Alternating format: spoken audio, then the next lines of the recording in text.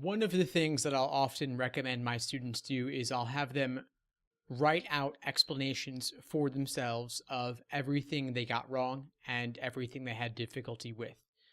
The reason I have them do this is that it's too easy, too often, to just go to the answer key, check it against the question you got wrong, say to yourself, okay, I get it now, and then move on.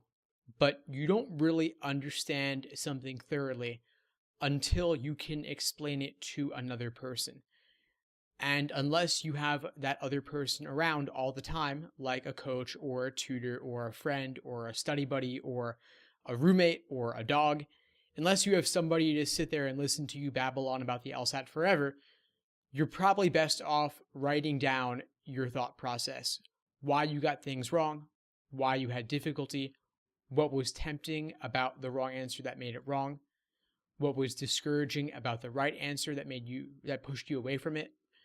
And I have my students walk through this process, and one of my students, Kyle, recently sent over one of his examples. I asked him to send me because I thought it was really good the way he went about articulating his thought process going back in time into the moment. So this question here that you see, the explanation is from the free June 2007 LSAT, which I'll link to below this video as well. I don't want to walk through the reasoning though. I just want to walk through Kyle's thought process, what was giving him trouble, and how he identifies that. So he writes, I was stumped by the stimulus. I was triggered by the if-then structure of the argument.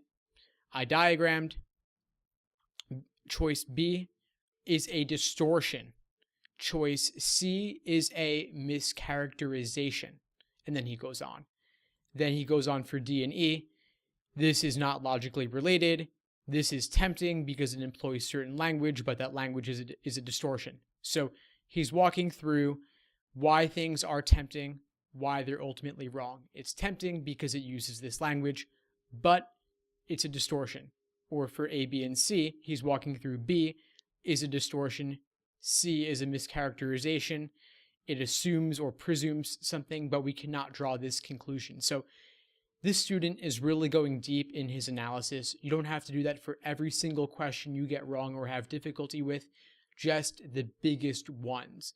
But doing this process correctly takes at least a few hours, but it's worth investing that time. If you just take exam after exam and measure your results, you're not really learning anything, and you're wasting valuable prep material. There's only so many recent released exams you can do. So review your exams thoroughly, use this process. Again, I'll link to everything below if you'd like help, if you'd like to find out more.